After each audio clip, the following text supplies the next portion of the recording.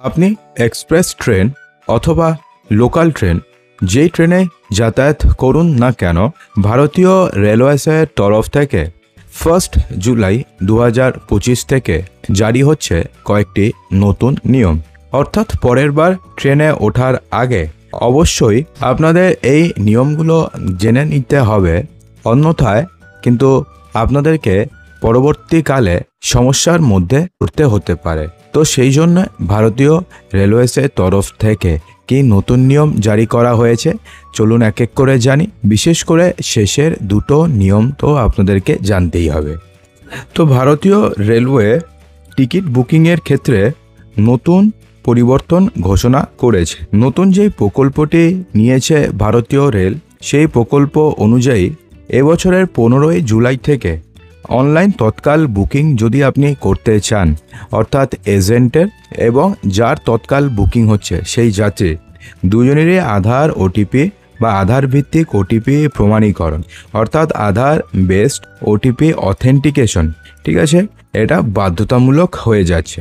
Computerised passenger reservation system counter এবং অনুমোদিত এজেন্টদের মাধ্যমে তৎকাল টিকিট বুক করার জন্য বুকিংয়ের সময় ব্যবহারকারীর দেওয়া মোবাইল নম্বরে ওটিপি প্রমাণীকরণ পাঠানোর প্রয়োজন হবে।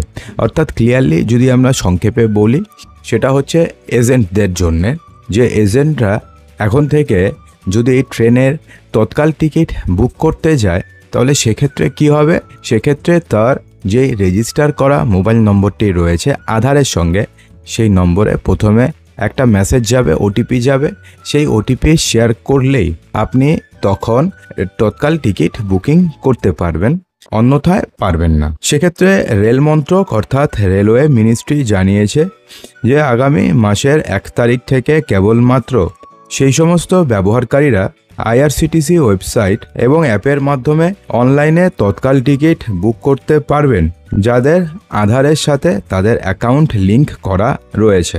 অর্থাৎ আপনাদের যদি আধারের সঙ্গে আপনাদের আইআরসিটিসির অ্যাকাউন্ট লিংক করা না থাকে তাহলে সেক্ষেত্রে আপনি আর নিজের আইডি থেকে 1 জুলাইয়ের পর থেকে আর টিকিট বুকিং করতে পারবেন না। ঠিক আছে, বুঝতে পেরেছেন? তৎকাল টিকিটের সুষ্ঠু এবং স্বচ্ছ অ্যাক্সেস নিশ্চিত করার জন্য এবং যাত্রীদের স্বার্থ রক্ষা করার জন্য এই পদক্ষেপ নেওয়া হয়েছে। এছাড়াও অ্যাপে বা ওয়েবসাইটে গুরুত্বপূর্ণ খোলার সময়কালে বাল্ক বুকিং যাতে রোধ করা যায়। বাল্ক বুকিং মানে একবারে 20 জনের টিকিট করা, একবারে 30 জনের টিকিট করা। তো আপনি ধরুন আপনি বসে আছেন যে আপনি আপনার নিজের জন্য অথবা বাড়ির লোকের জন্য একটা বা দুটো তৎকাল টিকিট করবেন, এদিকে এজেন্টরা বসে আছে তাদের 10-12 জন মেম্বার নিয়ে। তো এবার সেও তো চেষ্টা করবে যে একবারে 20-30 জনের টিকিট করা, তো তার অভ্যস্ত আছে, তো সে কি করবে, সে 20 থেকে 30টা টিকিট একবারে বুকিং করে নেবে এবং আপনি কিন্তু টিকিটই পাবেন না। জাস্ট প্রসেসিং হতে হতে দেখবেন যে টিকিট সব শেষ। তো এই ধরনের যাতে সমস্যা আর না হয় বা বাল্ক বুকিং যাতে রোধ করা যায়, তার জন্য অনুমোদিত ভারতীয় রেলওয়ে টিকিটিং এজেন্টদের বুকিং উইন্ডোর প্রথম 30 মিনিটের মধ্যে খোলার দিনের তৎকাল টিকিট বুক করার অনুমতি দেওয়া হবে না। অর্থাৎ যখন বুকিং উইন্ডো খুলবে তার যে প্রথম যে 30 মিনিট রয়েছে, 30 মিনিটের মধ্যে খোলার, তো তৎকাল টিকিট বুক করার অনুমতি দেওয়া হবে না।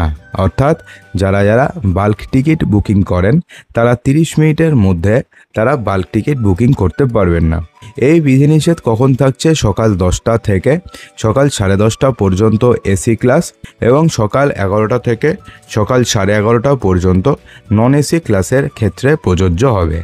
দেখুন বন্ধুরা, এখানে ইন্ডিয়ান রেলওয়েসের তরফ থেকে ক্লিয়ারলি গাইডলাইন্স দেওয়া হয়েছে। দেখুন এখানে বলা রয়েছে new Tatkal booking rules effective 1 July 2025।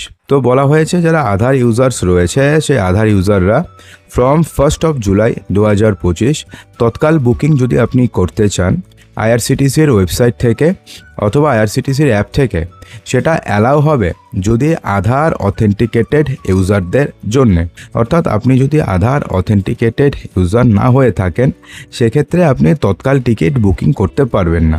OTP based Aadhaar verification from 15ই জুলাই 2025, অর্থাৎ ওটিপি আসা শুরু হবে 15ই জুলাইয়ের পর থেকে। এবার বলা হয়েছে ফর নন আধার ইউজার, অর্থাৎ আপনাদের যদি আধার কার্ড লিঙ্ক করা না থাকে আপনার আইআরসিটিসি ওয়েবসাইটের সাথে, তাহলে সেক্ষেত্রে বলা হয়েছে যে 15ই জুলাই 2025 থেকে তৎকাল বুকিং অ্যাট PRS কাউন্টার্স অথবা authorised agents will require OTP verification send to booking personal mobile, অর্থাৎ যিনি বুকিং করছেন সেই তার যে পার্সোনাল মোবাইল রয়েছে সেখানে, অর্থাৎ যিনি বুক করছেন তার যাতে আধার অথেন্টিকেশন হয় সেদিকেও কিন্তু খেয়াল রাখতে হবে।